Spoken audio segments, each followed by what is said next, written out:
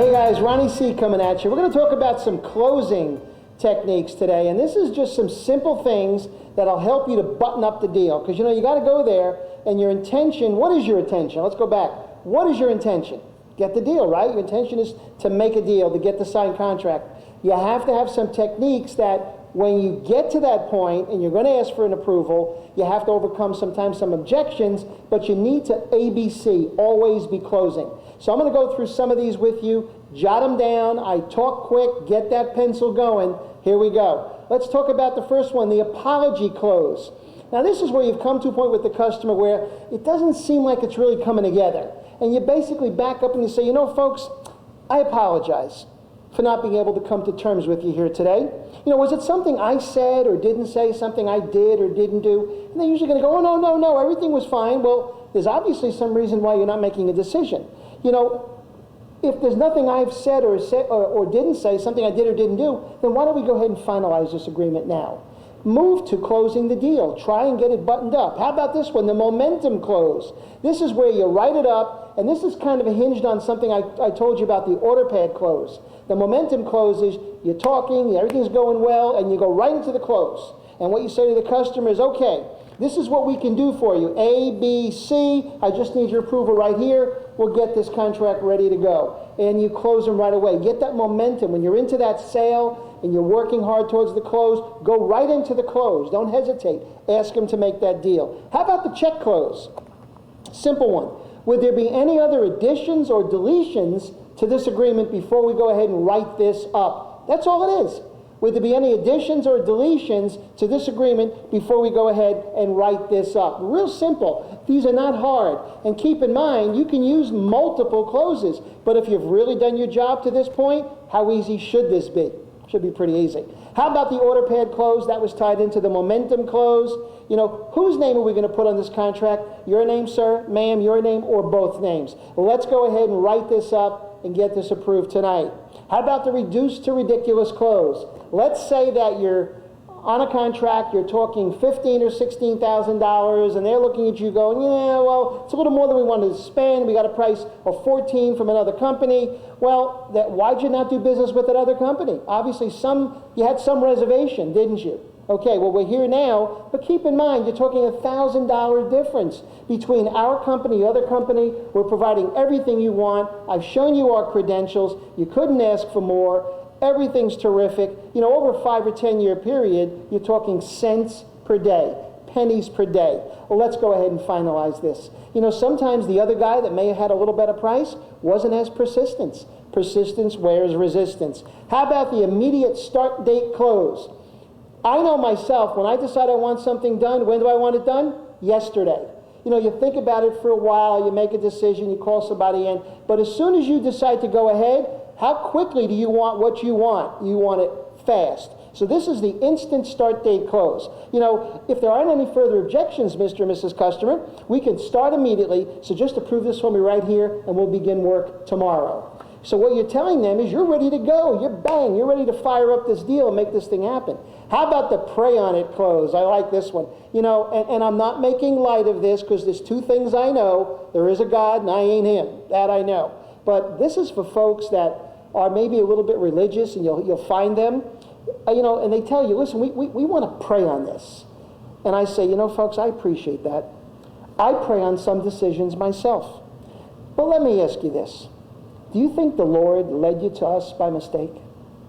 Now, when you say that, I want you to look up and see if there's any lightning bolts coming down from the sky. But keep in mind, what are they telling you? We want to think about it. We want to pray on this. And people do. And believe me, I'm the last one to tell you not to do that. But I am telling you, timid salespeople have skinny kids. Don't be timid. Ask these bold questions. Nothing's going to happen. I assure you the Lord is very happy you're making a living for yourself and your family. How about that we want to think about it close? This is a big one, because people will make a decision now. If you're there in their house right now, haven't they thought about it? They have thought about it. You're coming in, you're providing resolution to what they've thought about. You're giving them what they want. And if you've done your job to this point, and they tell you, listen, we need 2 or 3 days to think about it. Say to them, will 2 or 3 days be enough for you to think it over? No matter how long you think about this, you're still going to have 3 questions at the end of those 2 or 3 days. And that is this product right for you? Is this the right product? Can we afford this? And is this the kind of person or company we'd like to do business with? Those are the questions that will remain. Why don't we go ahead and answer those questions right now? Better to live right close. How about this one? This is kind of interesting. It's better to pay a little more right now than settle for something less and maybe make a mistake in the future and be saying to yourself, you know, honey, for a couple of dollars more, we could have had what we really wanted. Live right now. Don't wait. You deserve this. Well, let's go ahead and make it happen. How about the reasons to do it now close? Reasons to do it now. Are you looking for reasons to do this now, or are you really looking for reasons to not do it right now? You contacted our company, we came out to see you, we've provided you with everything you need to make an educated, informed decision. They're all great reasons for you to do business with us now. Well, let's go ahead, sign this agreement, and get started. Simple close. Reasons to do it now close. How about the 11th inning close? This is when you've tried a lot of stuff and nothing's working, they're backing up on you, and you simply say to them, at what figure would you do business? Because let's face it, does it most of the time come down to the investment, comes down to the dollars and cents? Yes, it does. Not all the time, but most of the time. So this is when you simply say, folks, what's it going to take? At what figure can we write this up today? And get them to tell you. You know, sometimes you don't realize you're so close to a deal. You could be hundreds of dollars away from a deal that's many thousands of dollars, and they don't tell you that up front. But now you can push them a little bit with this. How about the money equal close? The money equal close. Mr. and Mrs. Customer, if all things financial were equal, who would you prefer to do business with? Me or the other company? Money's equal. All things are equal. If that were the case, who would you prefer to do business with? Keep in mind, first the most important sale is you. That's the first close. If they like you, they're going to do business with you. And if you've gotten to this point, they've let you get this far, ask them to do business. How about the summary close? This is another simple one. Will you agree? Now, assuming that we can install within a week, you get the added value of upgrades you asked for at the reduced fees we talked about, but we need to do this right now. It's a summary close. You're going to summarize what you've given them. If we can get it done in a week, you're going to get the upgrades you discussed, and we're going to reduce those fees we told you about. If we can do all those three things, why don't we go ahead and write this up? So it's a quick summary of what you're providing and you're asking for the business. Flush, the true objection close. You know, sometimes what you'll hear from customers, the first objection sounds good, doesn't it? But that's not the true objection. Get past that one. Move to the next objection and see if they bring it up a second time. And what you say to them is, you know, if everything were exactly as you wanted it, would you agree to do business right now? That's a simple question. If everything was exactly what you wanted, would you agree to do business right now? These are very, very simple closes. And there's others. We could talk about the Ben Franklin close. The Ben Franklin close is simple close. What you simply do is you grab a sheet of paper, you fold it in half. On one side, you write down all the reasons why you should do business here, today, tonight with me. On this side, the reasons why you shouldn't, which means the pros and the cons. Now, what you do on the pro side is you help them.